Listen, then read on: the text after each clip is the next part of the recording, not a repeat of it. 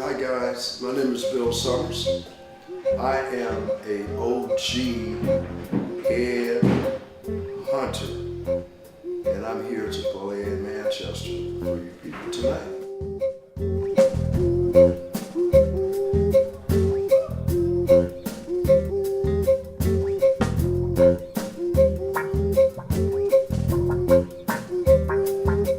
This was a crossroads in my life. They're very important, actually, although you won't be able to see it. That's me back in 1972, 73. I had a, what you call a big natural, and I usually would have my fist up like this as a sign of black power.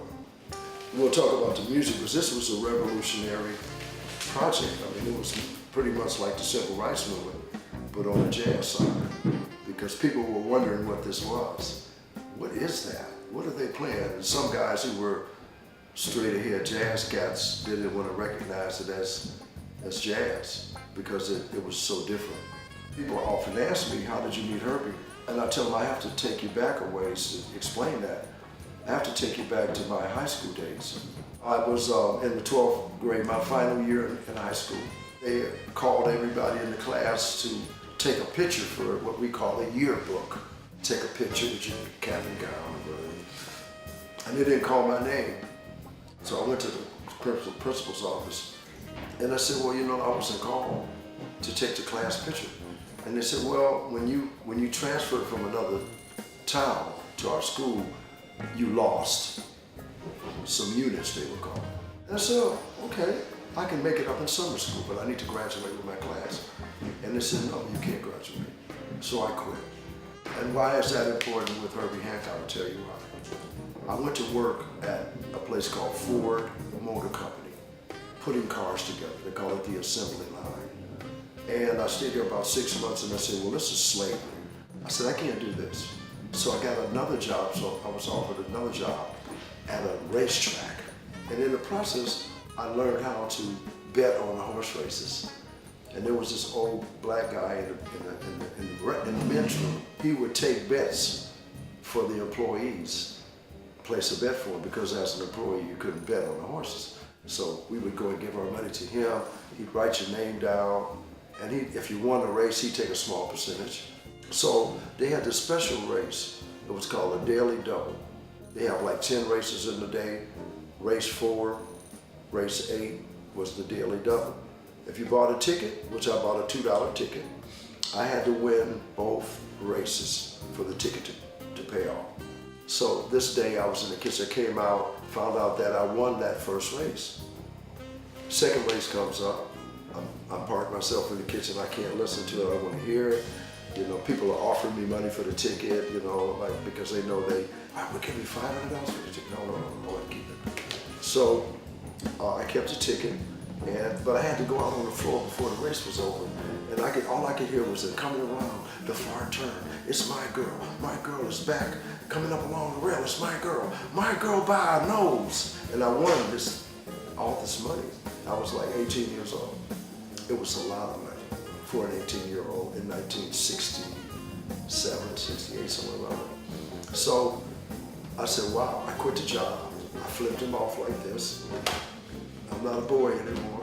I got a round-trip ticket to California, and I flew to San Francisco, and I got off the plane, and it looked like Disneyland to me.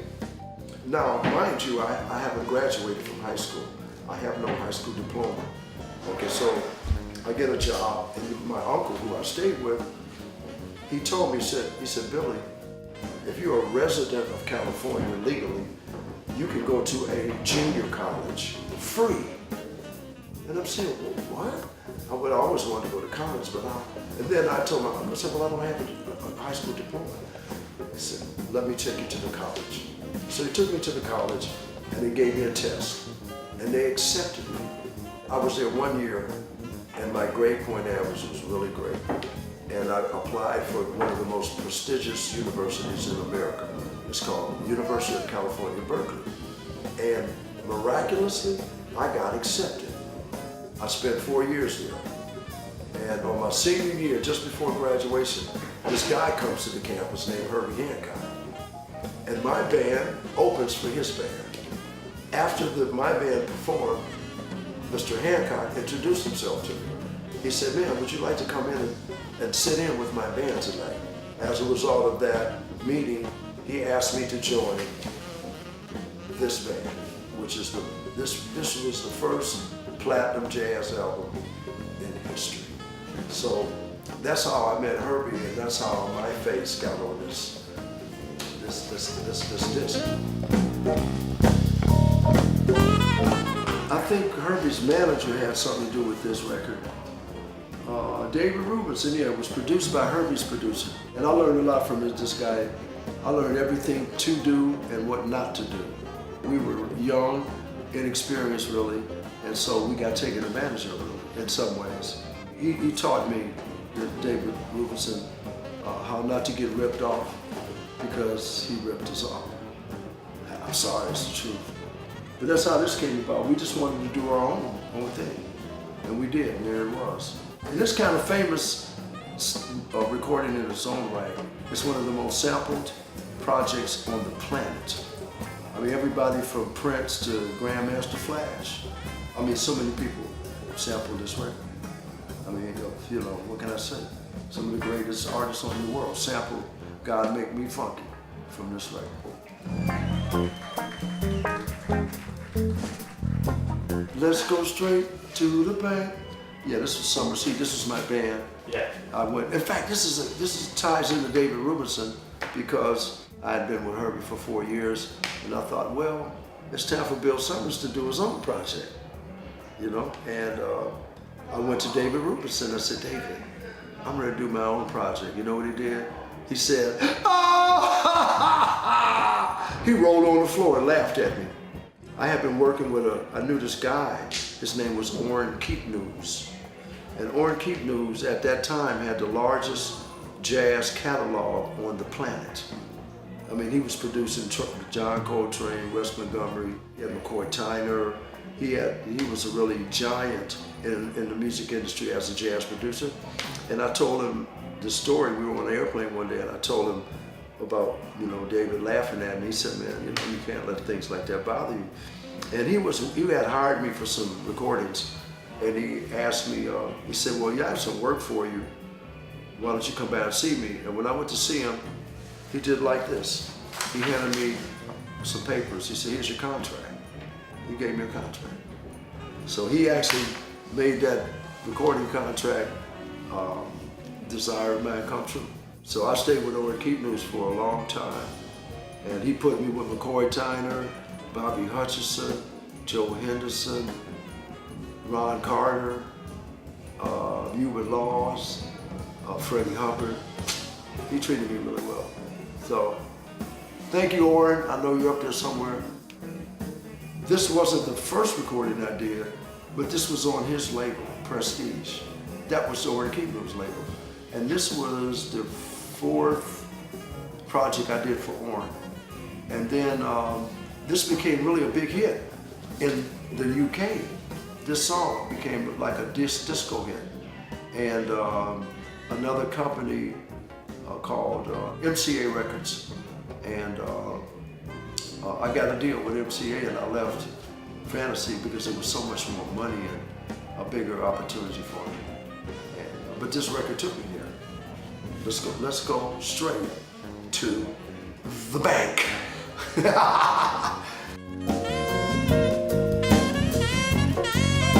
Oh man, give me that. I wore this shit out. I had 3 or 4 of these. This was the shit. Eddie Palmieri, you know, this particular record, I mean, I actually have 4 or 5 copies of this. And I played it till the grooves wouldn't play anymore. In New York, a lot of African Americans loved Latin music. Not because it was Latin, because it was African. They didn't know it.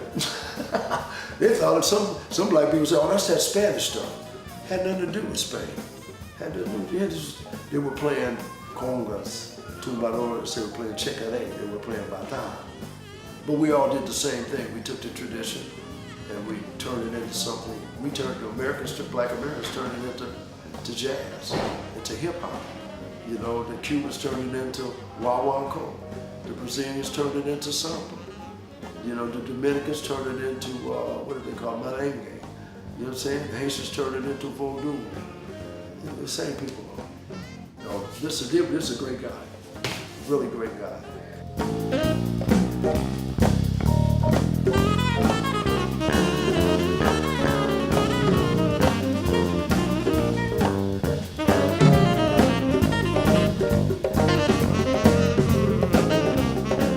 Har-You percussion group. Ngoma is a drum, it's Congolese. They talk about Willie Bobo, who I'm very familiar with. You know, back then they had the last poets were around, and I'd love to hear this because I'm sure it's really good. But what happened with people back in the 60s, this is when black Americans really started, a lot of them en masse started to reintroduce themselves to African drumming and traditions. So now they begin to see the Cuban, you know, meet Afro-Cubans and Haitians and people from Africa, and little pieces came like this name Yanyigo and things and wah-wah-co. These things started to come to them and they started to try to interpret what they meant. But a lot of times they didn't have all the information, so some of it got passed on incorrectly. But I got to hear this. Is this my copy? No.